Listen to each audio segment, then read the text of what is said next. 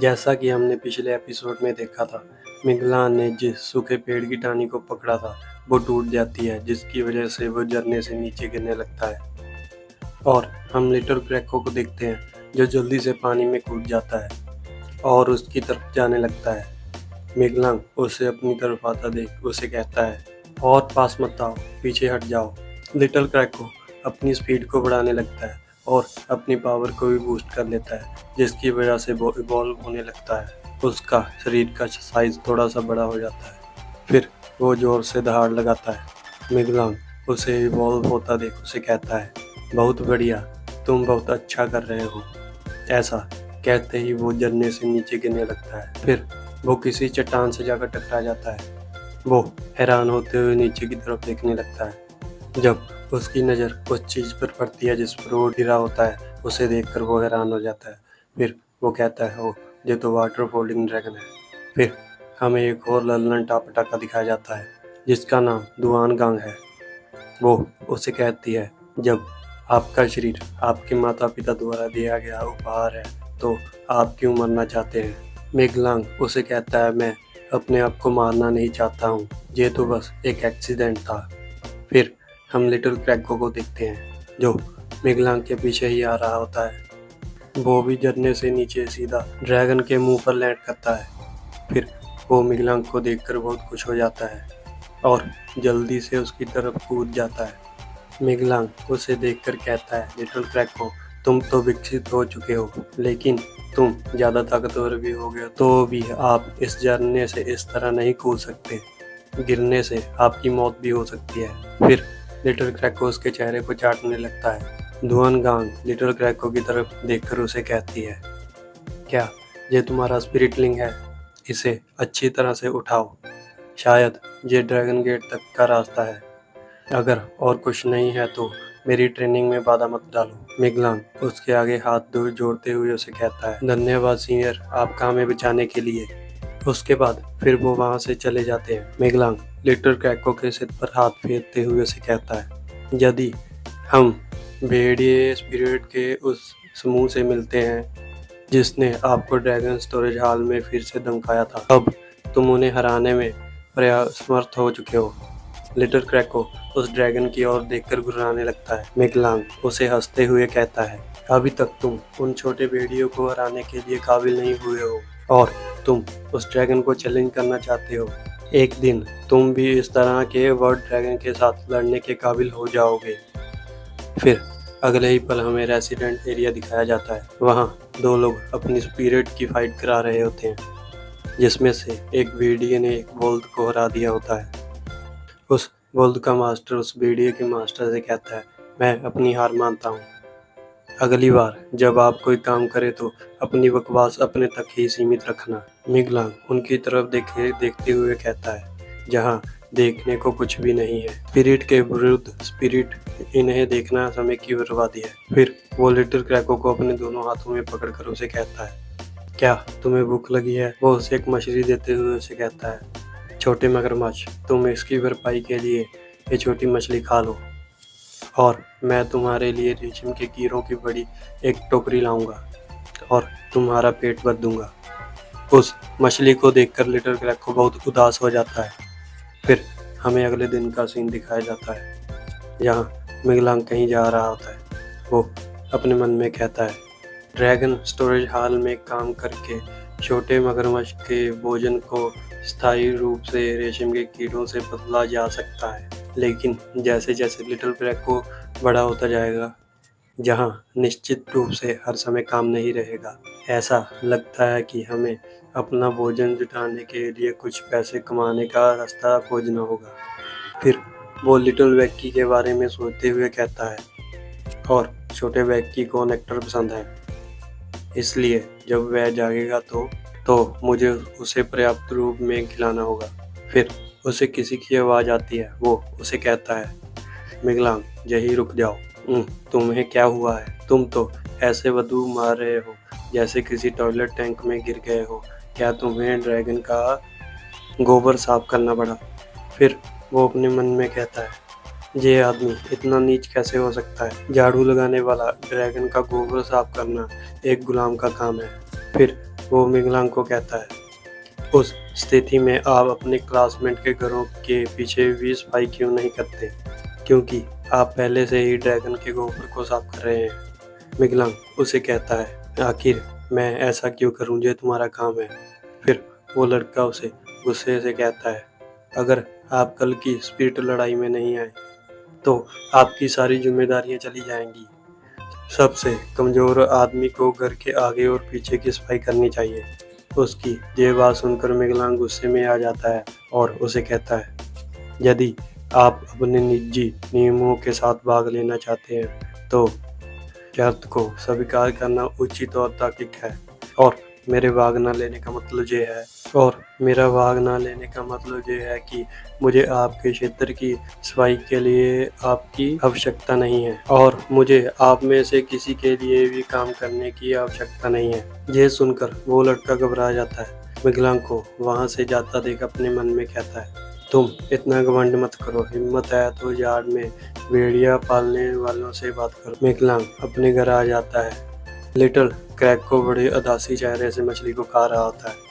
मिगलांग उसे टोकरी दिखाते हुए उसे कहता है, लिटिल क्रैक को, ये देखो मैं तुम्हारे लिए क्या लेकर आया हूँ। उस टोकरी में इतने सारे सिल्क बॉम्ब को देखकर उसकी आंखों में एक अलग ही चमक आ जाती है। वो जल्दी से उस मछली को मुंह से थूक कर उस टोकरी पर टूट जाता है। उसे ऐसा करते देख मिगलांग स्माइल करते हुए उसे कहता है, थोड़ा आराम से, जल्दी मत करो। अगले ही पल लिटिल क्रैक को सारे कीड़ों को चट कर जाता है और डकार मार देता है। मिगलांग उसकी तरफ देखकर मन में कहता है, खैर जैसे जैसे लिटिल क्रैक को बड़ा होता जाएगा, मुझे नहीं लगता कि ड्रैगन हॉल की सफाई के लिए मिलने वाले रेशम के कीड़े उसे खिलाने के लिए पर्याप्त होंगे, तो मैं और ड्रैगन भोजन कहाँ से कमा सकता हूँ। फिर वो स्माइल करते हुए कहता है, जब मैं ड्रैगन स्टोरेज हॉल से वापस आ रहा था तो मुझे अकादमी के मिशन हॉल में अच्छे इनाम वाला एक काम दिखाई दिया, तो मैं इसे बाद में आजमाऊंगा। फिर हमें अकादमी का मिशन हॉल दिखाया जाता है। मिगलांग वहाँ बहुत सारे मिशन को देखते हुए कहता है, हाँ, जहाँ तक कि किसी शहर की घेराबंदी करने के लिए युद्ध क्षेत्र में जाने के मिशन भी हैं।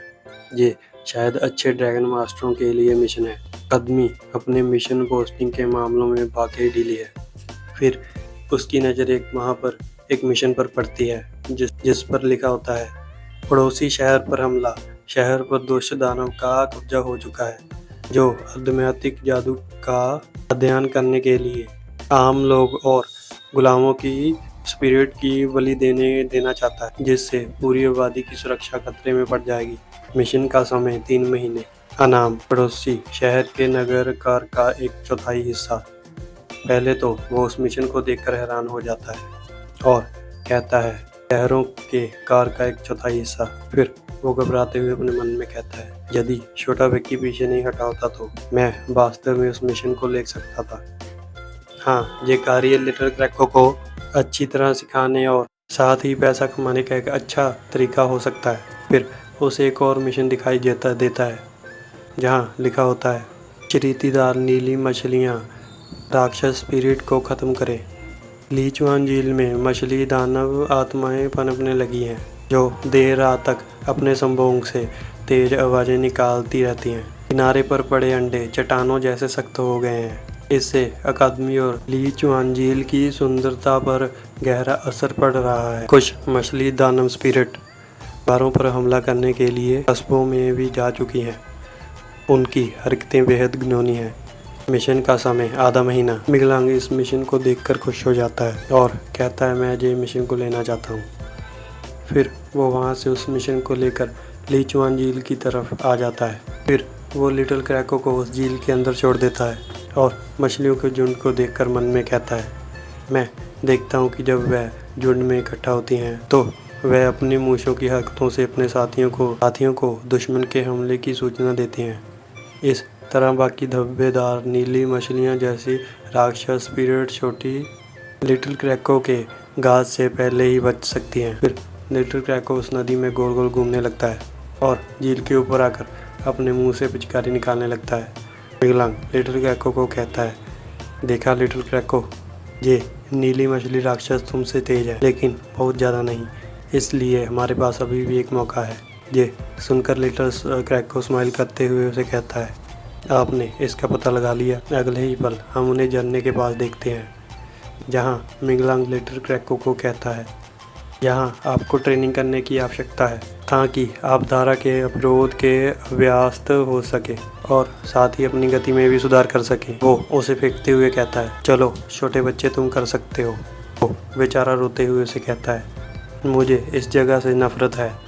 और उसे ऐसे ही ट्रेनिंग करते करते रात हो जाती है, जिसकी वजह से वो बहुत थक जाता है और पानी से बाहर आकर उसे कहता है, मिगलांग उसे कहता है, खैर आज का काम पूरा हो गया है, चलो घर चलते हैं, मेरे पास तुम्हारे लिए बहुत सारे रेशम के कीड़े हैं।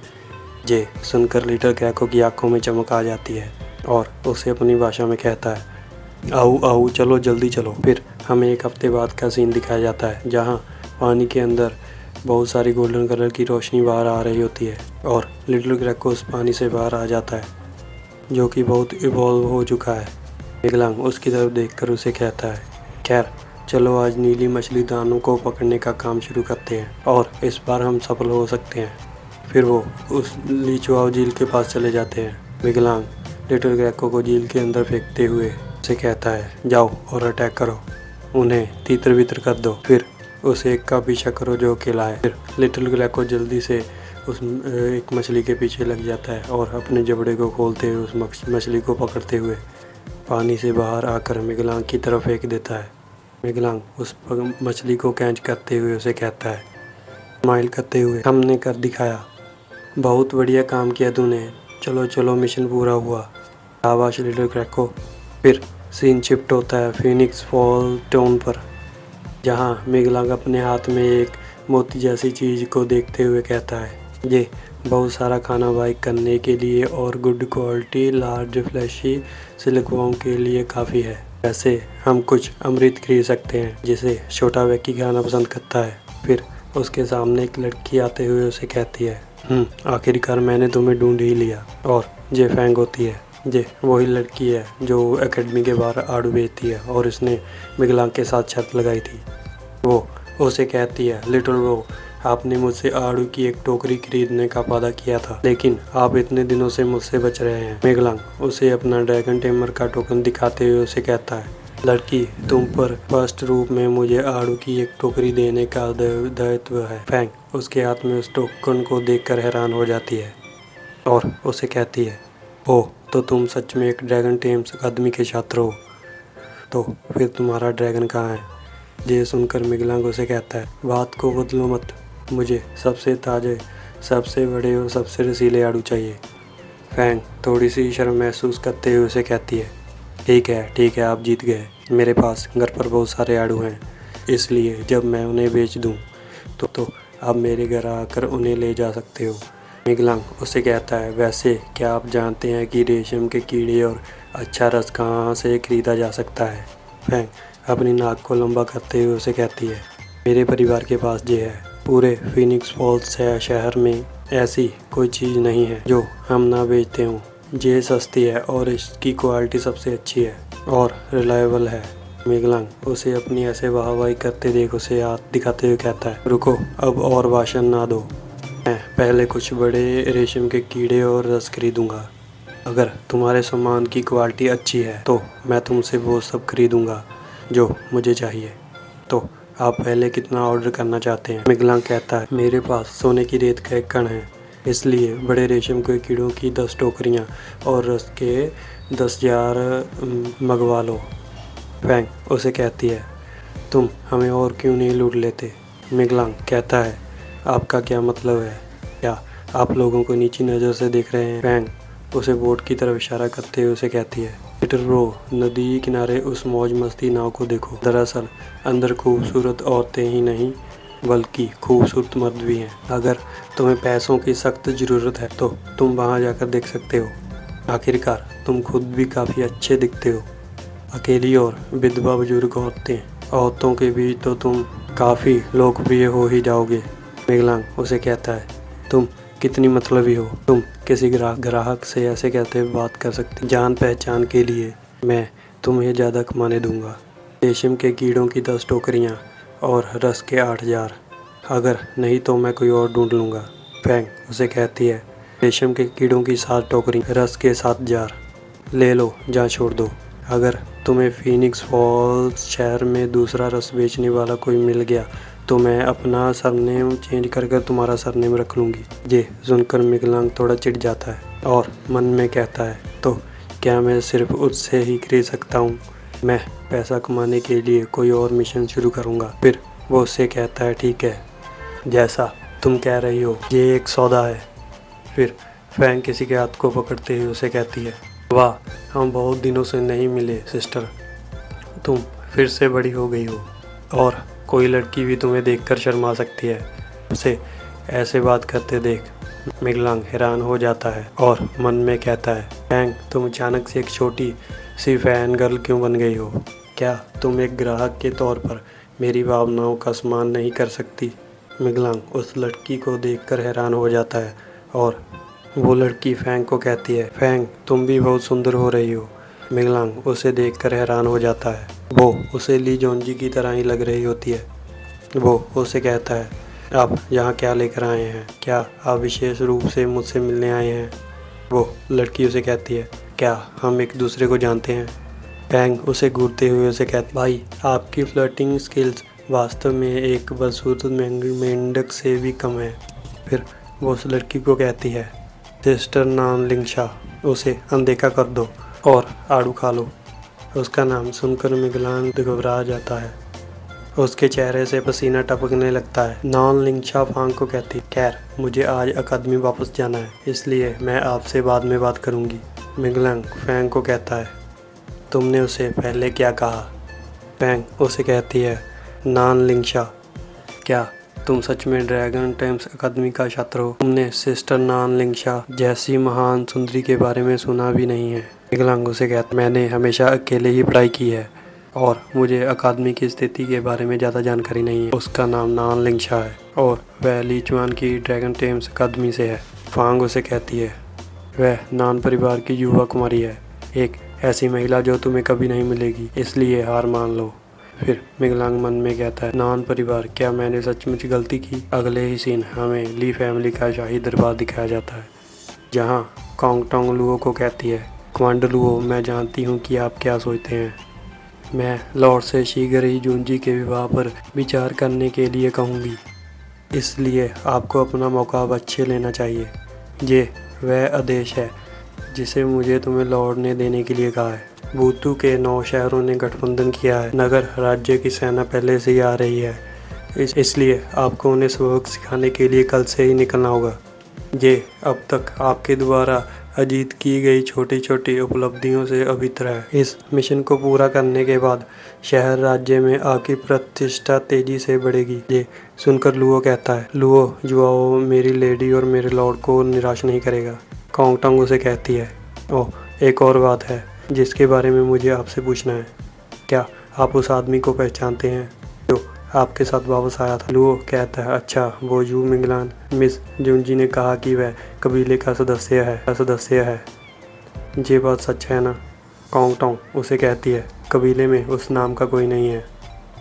भूल जाओ, तुम पहले ईस्ट टाउन सिटी जाओ, मैं इस व्यक्ति की पहचान की जांच करवा लूँगी, क्योंकि जूंजी को दूसरों ने फंसाया है। निश्चित रूप से उसके आसपास कुछ ऐसे लोग होंगे जिनके भी कुछ छिपे हुए इरादे होंगे। लुओ अपना सिर झुकाते हुए उसे कहता है, ठीक है। फिर वो एकदम गुस्से में आ जाता है और अपने दांतों को पीसते हुए कहता है, जू मिंगलान, ये लड़का वाकई कमाल है। अगर जू मिंगलान ली वंश का नहीं है तो ली जुंजी ने मुझसे झूठ क्यों बोला?